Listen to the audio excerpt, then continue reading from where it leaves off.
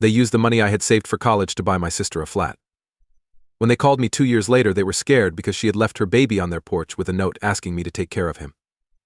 2 years ago, I got an acceptance letter from one of my dream schools along with the amazing news that I had been given a grant. It seemed like everything was going well for me. In order to be sensible and save as much money as possible for college, I had been working part-time.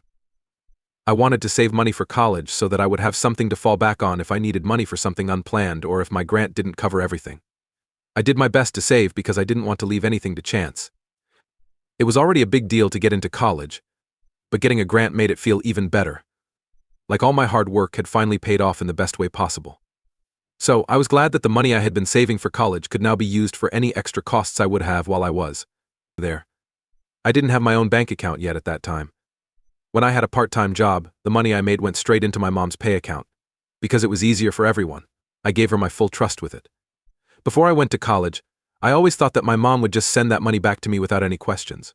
After all, I had earned it, and it was meant to help me pay for school. But what happened was very different from what I thought would happen. I got my grant not long after that. They made me sit down and talk. They told me in a very relaxed way that I didn't need the money I had been saving for college because I had been awarded a grant.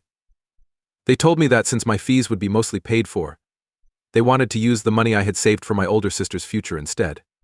I was shocked to the core.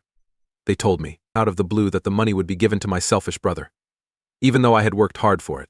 Let me give you some background by telling you a little more about my sister Caroline. Caroline has always caused problems in the family.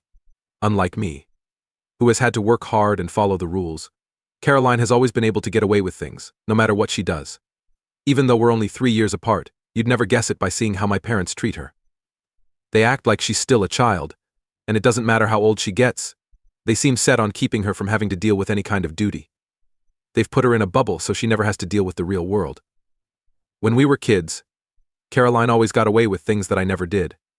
I was told over and over to work hard and be responsible, but whenever Caroline did something wrong, my parents, especially my mom, would defend her, almost instinctively saying that her oldest child could never be wrong. It didn't matter if my sister was definitely wrong, or if other people were also involved. For some reason, my mom could always make it look like she was the one who was wronged. In this case, Caroline was about 14 years old. She was caught at school picking on little girls. The teacher said she had been making fun of them for weeks. It got so bad that Caroline's school had to call my parents in for a meeting to talk about it. A lot of students and adults had seen her bullying others, which was a big problem. That being said, when my mom heard what had happened, she just wouldn't believe it. Of course, Caroline started crying in the middle of the meeting and denied everything. She didn't think about whether her daughter was really in the wrong, so my mom chose to believe her tears over the facts. She got into fights with the teachers and even the headmistress, adamant that Caroline was being wrongly charged. She made excuses, saying that her sweet daughter would never be mean or nasty to anyone. She even said that the person who was hurt did it to get Caroline in trouble.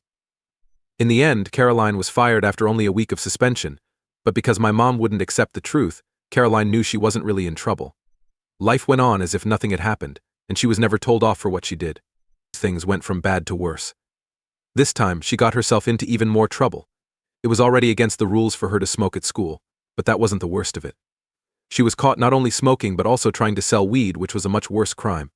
This time, the school management had proof that couldn't be argued with. Caroline had clearly crossed a line that not even my parents could talk their way out of. There were also witnesses. When Caroline's school found out about everything, she was pretty much kicked out, which was a turning point. My mother had always been able to avoid responsibility, but now she was in a spot where she couldn't talk her way out of it, or make excuses for Caroline. But instead of at least letting Caroline deal with the results, my mom quickly went into what I can only call damage control mode. She wouldn't let this event ruin the picture she had made of Caroline as the perfect, honest daughter in this family. But instead of talking about what really happened, my mom told our family and other cousins a completely different story. She began telling people that she wanted to send Caroline to a fancy school a long way from home so that she could get the best education possible.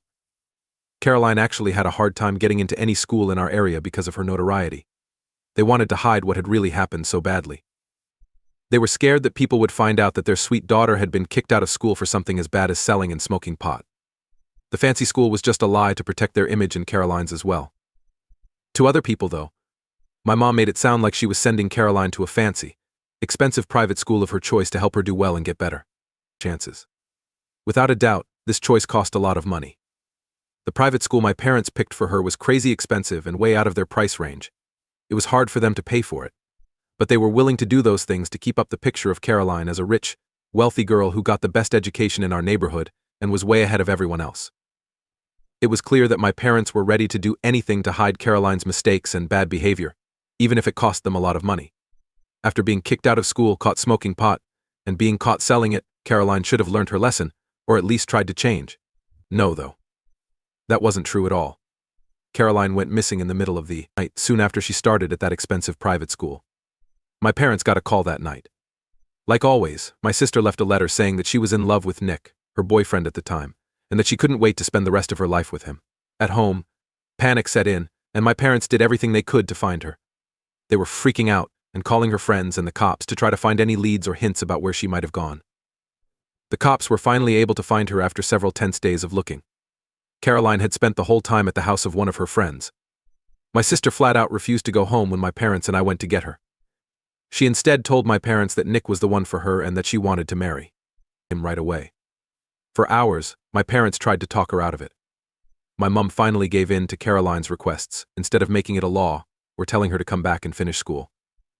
They came to an agreement that Caroline would go back to school to finish it. But once she did, my parents would accept her choice to marry Nick. They even promised to give Caroline and Nick as much money as they could after they got married. Do you really believe that? That's exactly what took place. Caroline kept her promise and finished. When she turned 18, she didn't go to college or think about her future. Instead, she married Nick. As promised, my parents were there for them the whole way. They found Caroline and her new husband a place to live. My parents agreed to pay Caroline and Nick's rent every month because neither of them had a steady source of income. To make things even worse, Nick didn't have any parents around, so my mom and dad were always responsible for the two of them. Just because Caroline had caused so much trouble didn't make sense to me. My parents were still going out of their way to make her life as easy as possible. Their hard-earned money was being used to support her marriage, pay her rent, and take care of her and her husband in general. When I was younger, I was always told to study hard and get a part-time job to make money. Knowing that my sister always got things for free on a platter made me angrier. This kind of favoritism has always been a part of our lives.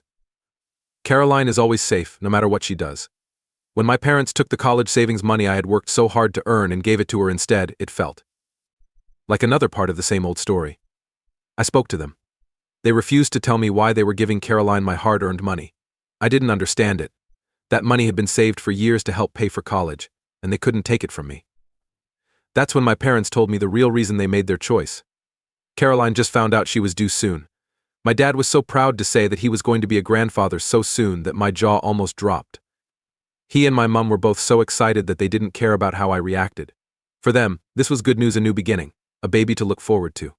What I could not help but wonder was how Caroline would handle having a child when she already has trouble running her own life. She and her husband were already having a hard time taking care of their own child. But when I told my parents about these worries, my mom just brushed them off, as she always does when I bring up a good point about Caroline's bad choices. She lightly said that Caroline's husband Nick had recently gotten a good job and would be able to help her and the baby from now on. To be honest, my mom said it as if this new job would suddenly solve all of their money problems. That's when she dropped the real bomb. My parents bought Caroline and Nick a brand new flat and let them stay there for free. This took away the biggest source of stress in Caroline's life. The plan was to use my money to buy a house for my sister there, so she could start a family without any problems. A house was something they were willing to give up a lot of money for so Caroline wouldn't have to worry about anything. It made no sense to me. It seemed like all the late nights, part-time jobs, and sacrifices I had made didn't matter when I saw what Caroline had been through recently. I was asked to step away again so she could be taken care of. My parents had never been this proud or excited about my accomplishments before, not even when I got into my dream college on AITA. I was sick of always falling short in every way that mattered to them, even though I had been a good daughter who worked hard and tried her best to make them proud for years. It was a clear moment for me. I understood that I would never get the praise or thanks I earned, no matter what I did. Could they not value me for who I had become? If not, it might be time for me to stop trying to get their acceptance. I no longer had to fight to win their hearts. After that, I stopped fighting with them. At that point, I didn't see why I should try to reason with people who were so biased. Instead, I shut down entirely, mentally separating myself from what was going on. I did nothing but wait calmly for my turn to leave. As the date of my college start date got closer, I focused on getting ready for that break. I kept my head down, and were counting down the days until I could leave this bad relationship for good. But even in those last few weeks, I heard my parents talking more than once about their big plans for my room after I moved out. They already had plans to turn it into a bedroom for Caroline's unborn child, who would be their grandchild one day. It was like they had forgotten all about me. It was already planned to change the room I had lived in for years to fit the needs of a child who hadn't even been born yet. My parents were so excited about the idea that they could watch Caroline's baby and give her a room in their house. My dad didn't even offer to help me pack or move my things when it was time to move. I was lucky to have friends who were there for me. When I got settled into my new life at college, I felt so much better. They helped me move into my room. I wasn't living under the weight of my parents' favoritism, or stuck in a house where my efforts and accomplishments were taken for granted for the first time in years. Being away from my family gave me the freedom to live my life without having to worry about being compared to my sister all the time or not being good enough. I've been focusing on myself only for the past 2 years. It's been busy and rewarding to be in college. The life I've made for myself is really great. I've worked hard in school and also have a part-time job as a server. When I moved out, I was finally free from the unfair favoritism that had been going on in my family for a long time. In the end, they kept their word and changed my old room into a nursery for Caroline's baby, Jimmy. I only met him briefly when he was born. Caroline and I have never been close, so we don't talk much. I also stopped going back to my parents' house when it became clear that I had nowhere else to go. In the past 2 years, my parents have only checked in on me when they needed something from me. I got used to it over time. I thought only about my own life and goals and gave up the thought that they would ever change. For so long, things had been quiet between us that when my mom called me early this morning, I was really shocked. The first thing she asked was if my sister had called me.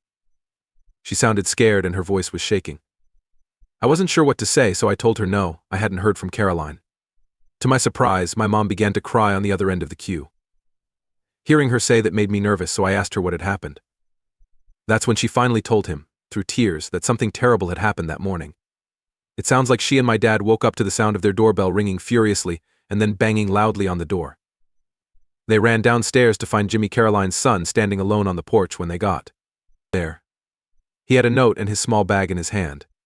My mom broke down in tears as she talked about how scary it was to open the door and see their grandson there by himself, with neither Caroline nor Nick, Caroline's husband. What did the note say about where Caroline had gone or what was going on? I asked my mom. At this point, my mom told me that Caroline had written in the note that she hated being a mom and couldn't take this any longer. She wrote that she didn't want to raise her son and had asked my parents and me to start raising Jimmy right away. Being shocked by how real what was happening made me feel uneasy. As my mom tried to process this over the phone, her crying got worse, and my dad, who had been desperately trying to get in touch with Caroline and her husband Nick, took the phone from her. He made me feel rushed by the way he spoke. He told me that both Caroline and Nick's phones had been turned off, and he said that things were getting very bad. He told them that Caroline had asked for money a few days before, so there was a chance that she had taken the money and left her boy with us. It was time for me to go back home right away to help them look for Caroline. My dad told me. I wasn't ready to believe that my sister had left her child in such a way, so I was still thinking about everything. I was worried. But I also knew I had to take care of my own things. I told my dad in a cool voice that I couldn't go home right now because I had a big test this week and couldn't just drop everything. I said I'd do what I could and try to get in touch with Caroline myself, but I couldn't be there in person. That answer didn't make my dad happy at all. He got angry with me and told me I was being ridiculous because my family needed me right now. He talked to me like I had to show up. I felt like I owed them something by being there for them in this tough time because we're family. But I wasn't going to let him make me feel bad. I told him that being there wouldn't fix anything as I argued back. Not once in the last 2 years had they asked how I was or what I needed. I couldn't help but bring it up. All of a sudden, I had to drop everything and rush back to help them because they were in trouble. I didn't agree with it, and I wasn't going to let them make me feel bad for going to my own space. After that, my dad told me I was being too mean to them during this tough time. He told me that all they needed was for me to be there for them, and that this wasn't about the past or any old family problems. Instead, it was about getting the family back together when things were clearly going wrong. He tried to make me feel bad about not going back to help right away, as if I were the one being mean to them when they needed help. AITA for not letting my dad take a field trip to go home because my sister left her son. I agree that there is something strange about my parents calling me back home all of a sudden, especially since they haven't talked to me much in the last 2 years. Out of the blue, my mom, who doesn't call me very often, has been calling me several times a day, almost beseeching me to come home. It doesn't make sense to me, and I can't help but think there's another reason for it. Things have never been this important to them before, so why now? To be clear for some commenters, I'm really worried about Jimmy. It breaks my heart to think that my sister might leave her child behind, and I really feel bad for him. Not only did Caroline escape out of the blue, but she also left Jimmy at my parents' house, which is shocking. I know my parents love Jimmy though, and I trust that they will take care of him, just like they always do for Caroline. I don't have to worry about Jimmy's care because I know my parents will take care of him. In the end though, the thing that worries me the most is how my sister can disappear without a trace. I find it scary that she would do something so bad, and I keep getting the feeling that there's more going on than I've been told. Personally, I don't get why my parents want me to come home so badly when they've never needed my help before. Note 2, it's been a week since my last message. After I finished my college test, I chose to take a break and finally go see my parents. My mom had red, puffy eyes and didn't look like she had slept much. She had been crying for a week. It was clear that my dad was still worried about everything because of the way he looked. Jimmy did seem to be doing okay though. I gave him a small gift and played with him for a while. He was at ease with my parents and had no idea what was going on around him. He even thought that his parents were just taking a break and would be back soon. Whenever I felt ready, I knew I had to talk to my parents about everything. I was interested in the note that Caroline had given to Jimmy. When I asked my parents to show me the note, I saw them looking at each other with worry, which made me even more worried. After a long time, my mom finally got the note, and I got ready for what I might read. It shocked me that they left out a very important part of the truth as I read it. Caroline had not only left her son with my parents, she had left him for me in particular. What I was reading made no sense to me. After writing that, my sister said she didn't like how my parents raised her. Her words showed that she wished she were more like me, someone responsible and able. At the end of the note, she said, "Thank you for leaving Jimmy with me. He will have a better chance at a good life, maybe even the life she wishes she could have had." My heart was beating fast. And I looked up at my parents and asked, "What the? Why did my sister leave her son with me?" Everything changed. At that point, my parents slowly told me the whole story. Nicholas and Caroline started using drugs after my parents bought them a nice flat to live in. They didn't care about their duties as parents even after Jimmy was born. My parents caught them more than once leaving Jimmy home alone, even when he was a baby, while they went out late at night to party with strangers. Because they both used drugs, they would also get into fights. At times, Caroline would come to my parents' door with Jimmy in her arms and beg for help. It was like listening to a story about a stranger. I've always known that my sister is a pain, but I thought that as a parent, she would have grown tired of these behaviors, but it's clear she hasn't. My parents knew this was wrong and kept it from me. They knew me well enough to know that I would judge them for standing by Caroline through all of this AITA. Even tried to get her into rehab, but she would always skip out on her appointments and not get help. While she was in need of money for drugs, my sister stole from them at one point. It was at that point that my parents realized how dangerous things had become for both Caroline and Jimmy. They had to guard and stand up for their boy. They felt they had to protect their child because of what was going on. At that point, my parents said they would call Child Protective Services on my sister and her husband and have them arrested for not taking care of their son. It looked like this threat was what made Caroline lose it. This was the last straw for her. She had been having a hard time being a mom for a long time. She asked our parents for money a week before she went missing. Then, she left Jimmy on their porch and didn't say anything.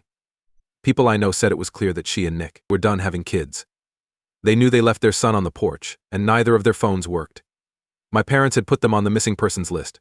Even though the cops were involved, they thought that Caroline and Nick had probably left their kids on purpose, maybe to keep using drugs, which seemed very likely given what happened.